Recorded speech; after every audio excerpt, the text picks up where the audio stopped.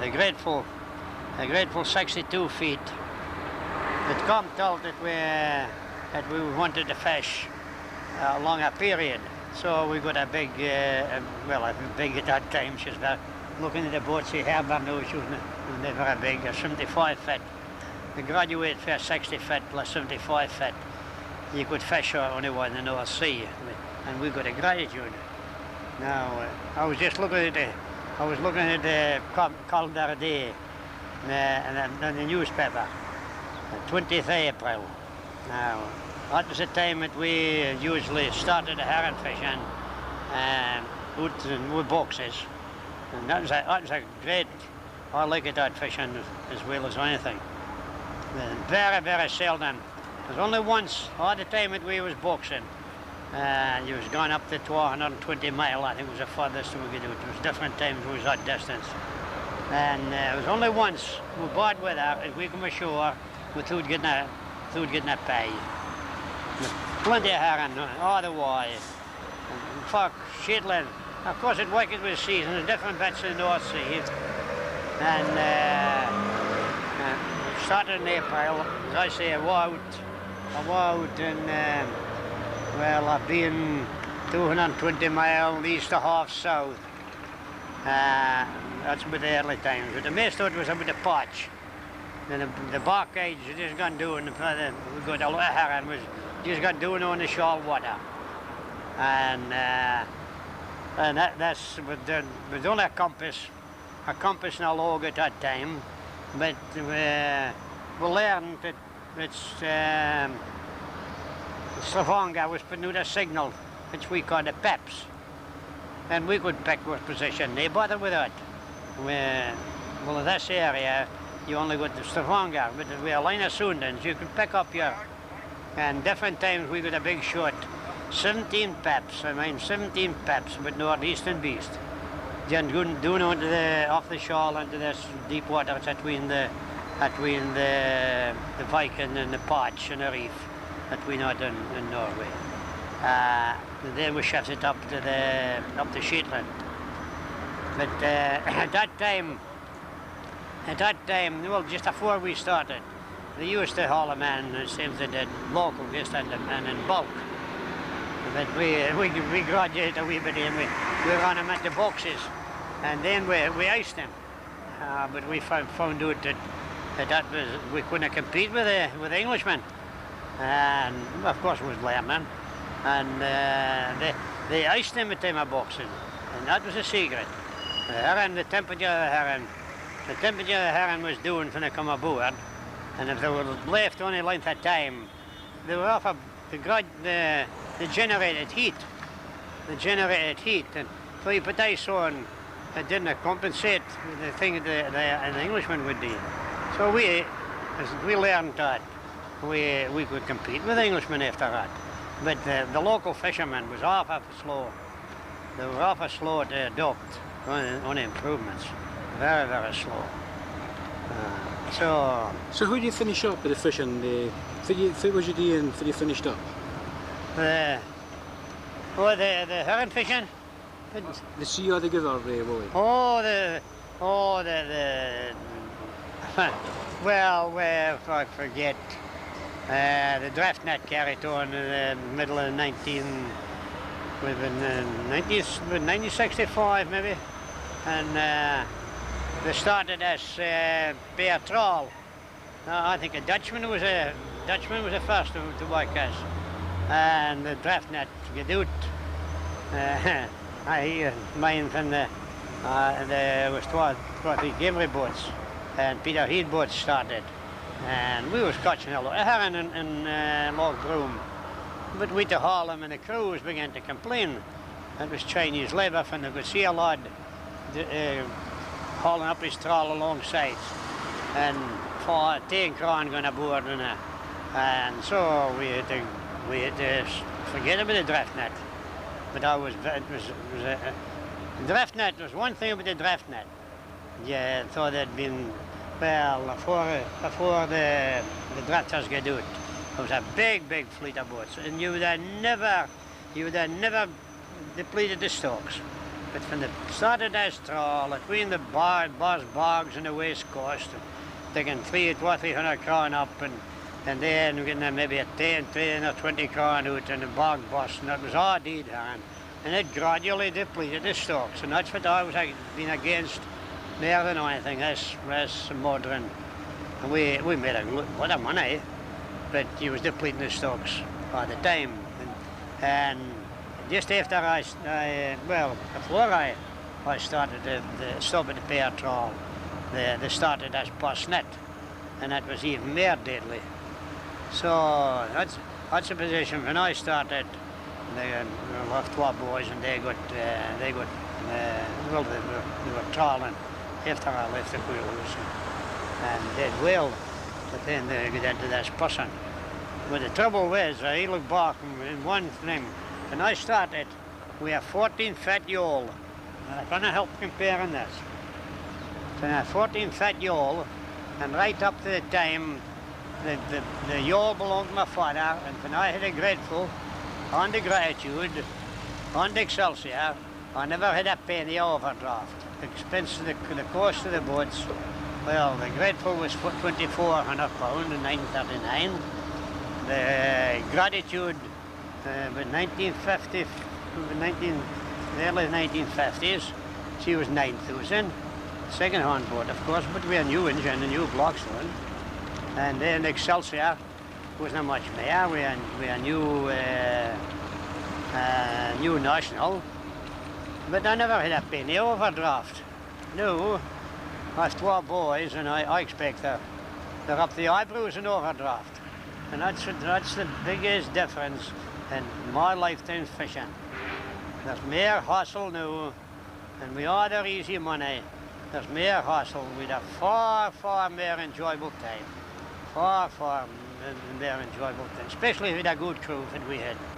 No, never complaining, but I'm some fear that the crews have a bit of a job now. They've been brought up with plenty of money, and they didn't want to, maybe it's not right for me to say it. Of course, my generation would be a wee bit biased, I would say. We are a bit biased. But, was the Excelsior the boat that you retired for, Willie? Aye. William got into Wheelhouse with pair trawling, and why did I come out of Wheelhouse? Well, I should have been out of Wheelhouse before that, but you can't fit all fishermen. You think the youngies kind of do the job as well as. But I got a one leave and left him, and he does good a job, but I never get back into Wheelhouse. So when was that you retired? I'd been about 63, I'd say. Well, I've been 60 years old when I came out of Wheelhouse, and we get 2 or 3 years in the deck, which was not a good idea. It was more hindrance than to the young lads. My father, he said that young folk and old folk, especially being in charge, does not do together, especially a father and a son. And now maybe interfered. So I come ashore, and after that I got a rubber body again, which was dropped up tall, and I enjoyed that. A rubber body, and 3/4 of a mile off a canal there, 1 year, and the cordless was solid. No bother at all. And of course the method. Is that the way they called you Cairnbulg, was it? Oh, my father was Cairnbulg. The father? My father was Cairnbulg. And did you just get it off of him? Well, give it is you hear something, and I think I used to bother him. I used to bother him. You see, I had to keep up my name as far as the Portlands. In fact, after I got that boat, we come in, my cousin Gilbert, the North Street, he was with us. It's always regular on the boat. And some of the older generation, maybe a 10 year older than me, 10 or 20 years. Usually they're staying in the market, and we come alongside, and this fella, he was awful friendly with my father, and he shouted aboard. He said, "Cairnbulg is no deed," so I had to keep up the Cairnbulg.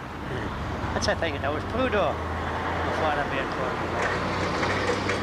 He was what the odd name. He was a top I would say there was a top for long enough. So even in the Yall, you see there's, and there's that with the fishermen, top fishermen, they call them top fishermen. And I think if it was a Buchan or no, but they call them Sonny Dawns. Father Sonny Dawns can say, but you never hear that word now. He's a Dawn. He's a Dawn, a top notchers. So that was what about it.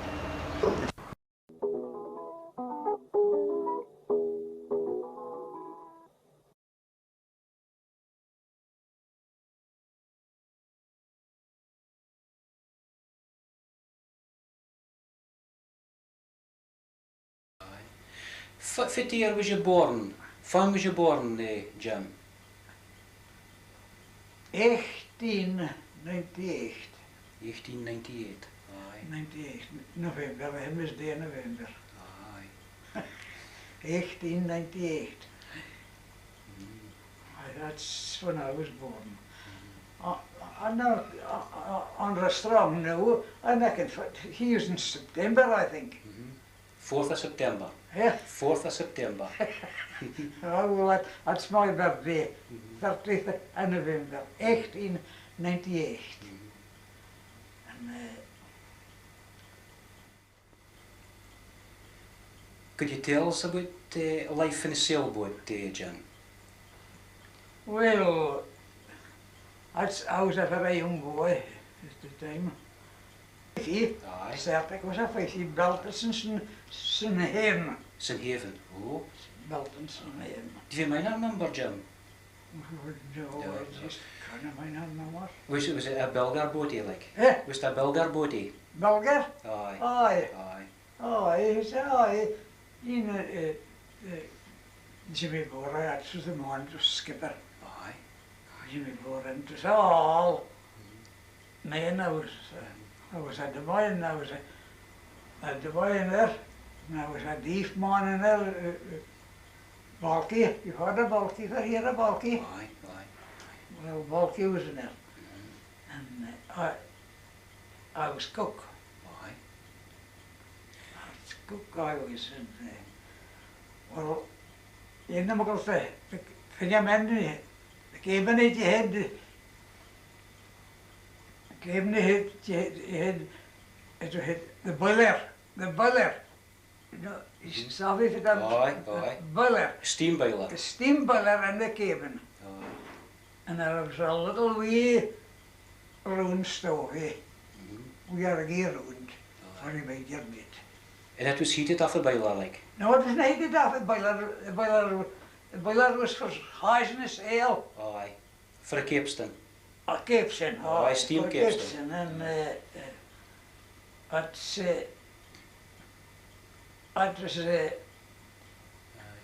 you couldn't cook again. No. It was all boiled meat. Aye. You got and top out. Couldn't. What kind of things did you cook, Jim? Well, it was all around mackerel and herring. That was the thing. Aye. And the man at the house, he like it boiled mackerel. What suited me? Boiled mackerel. I just got them at the thingamies and the pot. And I just had an experience of the sea. Only thing that I had to learn as we get on. But a sailboat would be a hard life, Jim. Oh, and I just, it was a hard life, and it was a, well, after your nuts was held, they hoist the sail, and made all the preparations to move. But there was no wind, we just fly till the wind come, and try and move the harbour. How did you fish with a sailboat, Jim? I was only the broch. Oh, aye. I was not telling you just the one fishing, Aye. the broch. And well, you go in and you just work at the wall, but you see, there's no like snow nowadays. Steam, you just I think depending on the power that you got with the wind and I think. But well, I got that year in, and I got one and all after the General Bruce Hamilton. I think it's such a name, General Bruce Hamilton. He four, nothing, four. And well, the progress for that one and boats. That was it with the boat that my brother said, the device. Aye. Well, she was a modern boat. And then I get aboard with Westmont, you know. Oh, long the years from before I come to that. Aye. I was in different boats. And Have been a big difference between life in a sailboat and life in a steam drifter though, Jim? oh, yeah, you know, different. You can't fit your day in, when you get drifter, you can't fit your day in, you can't fit your gun today. You couldn't do that. But Sailboat in Holland, it's no drifter. Was that different, Jim? you different ways, you see, different ways to hail. Sometimes you sometimes you hail over a starn, mostly over a starn in a sailboat. Aye. Near the bow. The drifter you hailed. Over the bow. Aye, over a bow. But in a sailboat, It was hailed over a storm. over a starn. Aye. And that's all the difference. Well, if you hit the tucker over a bow, that of course I never experienced anything of that.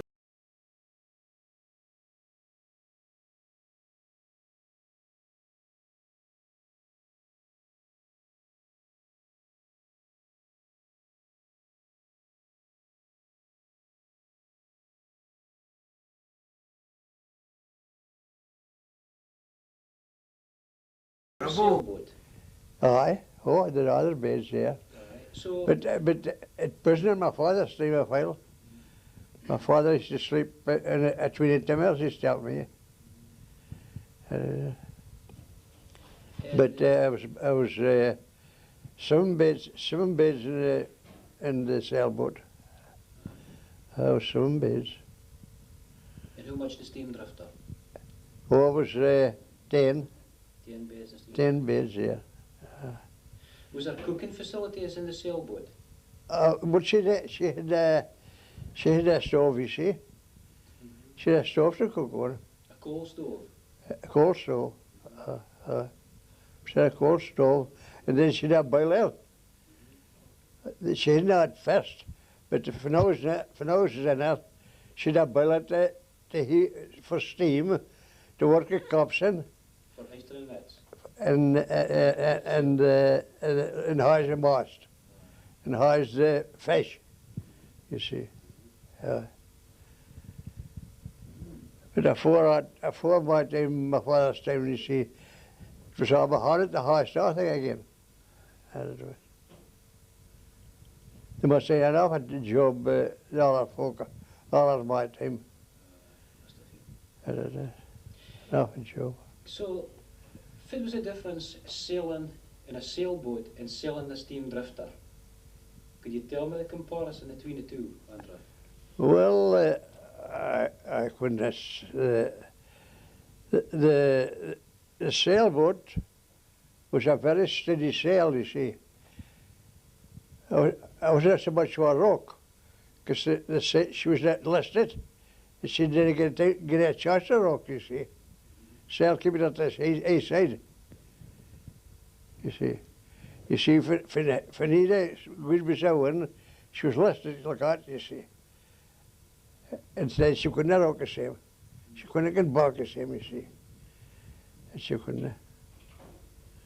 No. Was you ever teen on any funny squalls? Was you ever teen on any funny squalls with a sailboat? Or any bad weather, and shifting winds? Aye, but there was job was in the sailboat was for the one was ahead. Oh. You had to stay back and forth, you see. I said like that to try to get this for you second. For you wanted, you see. That should be difficult. But I finished up in 32 40 old gentleman about. We got a hair belt, being time. And in fact, that was one of the worst times that I had. We was just a proper storm. And we was his boat had got into Frisbee that day. It was a very bad storm, what? Very bad. I was two of the boat, two of the yawls lost that day. It was as bad a day as when I saw the sea. And it was. How long a working day had you in a sailboat? And then how long a working day did you have in a steam drifter? Was there a difference, Sandra? Oh, I was no difference, you see, but when you come to alien, that's where everybody said, when it's a steam drifter, you steamed it up to them. But then it's a sailboat, you just heave, and all and you're unfurling it, twist it. You couldn't leave her in, you see. You should heave her. But the steam drifter steamed up dulling it. There's a difference. Oh, a great advantage. Great advantage. So it'd been a really difficult job pulling a net aboard a sailboat. A very bad job. Oh, I think it was twisted every now and you see. Oh, I think it just twined up and up. Oh, it was the sailboat was a poor life. Poor life. So it must have been a gentleman's job aboard a steam drifter. Sailboat. Oh. My father told me a story. He was only 16 when his father was drowned just at the village. Now, he had to go on the responsibility of the family union. His mother was away at the country with a creel, walking for miles to farmhouses, selling the fish. When she came back, her mum was there, so after that, Buchan, she came back. My father never married till I was 30. Until he saw his sister Ra. And mind you, in these days, they worked hard. And my father's sisters, at Edith was in, her granny, was my father's sister. And when they married, the lowest thing had £40, no fancy out in our days. Buying fish, curing them, sometimes hard fish, or going up a country with a creel, selling them, young women, they married. And that's what they made what a pound. Or get out and was a servant to somebody it was married in his bairns and was needing help with the baiting and shearing that. So they were a thrifty wielding family, get me? The whole family. Now, my father didn't marry something like that. And my father told me on his deathbed, my father was clear. He was clear-headed. He'd eyes hearing, my mother had never, my father had. Right up to nearly 85. And he told me that he was converted at 20 years old. His father was 16 years when his father was drowned. So he'd maybe seen the reality in our life And the shortness of life, even as the longest, you can't know short it is. It's running away, isn't it now? Mine is running, it's running away fast, you see. And that maybe if it had broke time up against it, you see what I mean now? But he was truly converted at 20 years old. And he was still going strong, travelling in back to the Congregational Kirk. Never had a hurdle, no cars, no buses, travelled in. 5 miles every day, every Sunday morning. And fit I came to a Sunday morning as a bairn was my father rising to take a fire, singing out to him. Numberless as the stars as the sands on the seashore, numberless as the sands of the sea. What a joy it will be, all the ransom host to see, numberless as the sands of the shore. Now, if my father had been hitting me and bad using my wick, that was never that. But my father was a good father. He didn't. I can't mind it when my father had given me a wallop and outside Zerpit again kind of times. Understand? He brought up with love. And I never said no to him. And I never told a lie to him.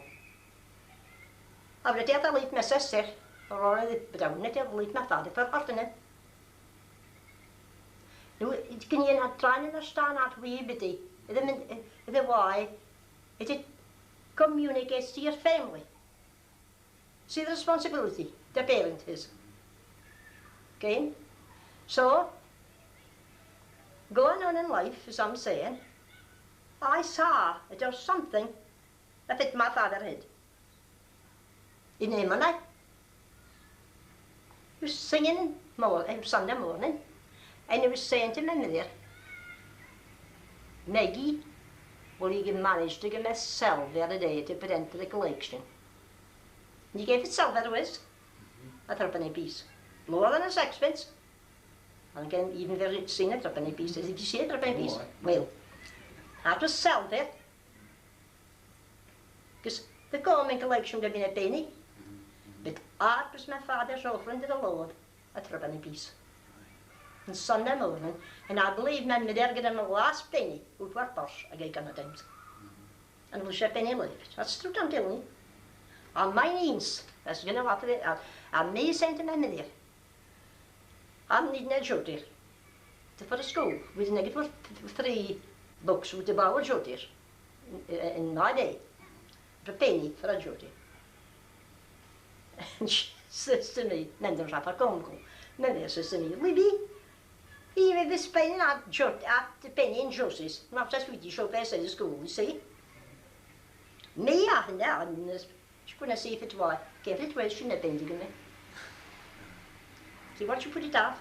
She can't tell us penny the penny. Could you tell us something about the fisher or the women codgers, maybe, that worked with the Inverallochy Cairnbulg? Aye, I was, I'll tell you their names. I was Betty Wakey. I was Betsy Cooey. There was Mother Lob. We got her Mother Lob. That was Lob's wife. Ken Hepper's headmistress here, the squeal. And it ate.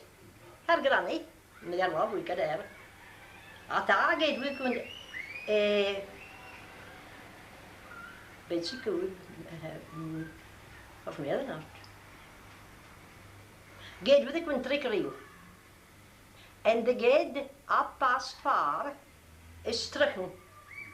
Oh, was it Libby? Said erin. And they're again up pedestrians, you see, and then they're walking back. A certain, see them in the cover, they get right to the point of destination, say, stricken. And then they're walking back to the farmhouses. You see? And the bottoms are on light here. You get first up, you see that here, then they walk it back and go to the train to a certain point again, back to Brew. And they're out reading black checks, St. Combs had blue and black checks, plaids running. give him warm. There's no coats. Was Inverallochy in Cairnbulg the same? Aye, The same black colour? and red Black and shakes.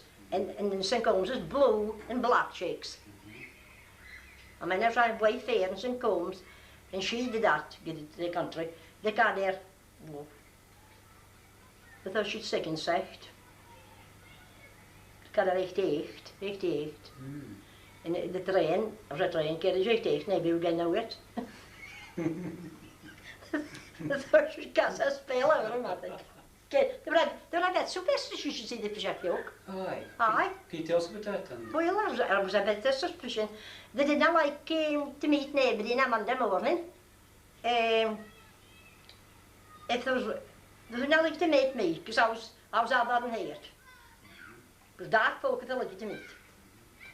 That's a bit of superstition, you see. But superstition is not right. No, that's not right. But there was a lot of it was on that days. I was a bit out in that day. In my day I was a bit out. Oh aye. Oh aye, for a bit out. Now, only thing. But the women codgers, they must have had a hard life and all. Oh aye. Aye. Aye.